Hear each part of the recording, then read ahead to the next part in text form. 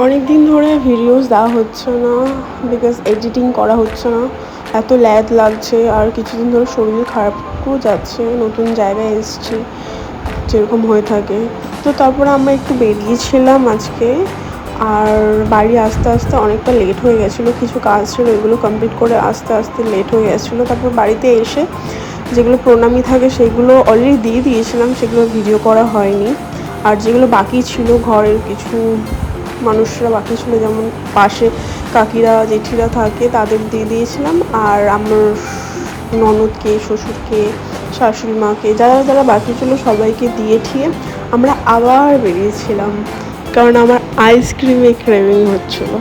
তাই জন্য আমার বর আমাকে নিয়ে একটু ঘুরিয়ে আইসক্রিম খাইয়ে তারপর বাড়িতে নিয়ে এসেছিলো। তারপর বাড়িতে এসে আবার এই তত্ত্বের জিনিসগুলো করেছিলাম, কারণ এই তত্ত্বের জিনিসগুলো খুলতে খুলতে দিন রাত কভার হয়ে যাচ্ছিলো। অনেক অনেক তত্ত্ব এসছে আমার বাড়ি থেকে।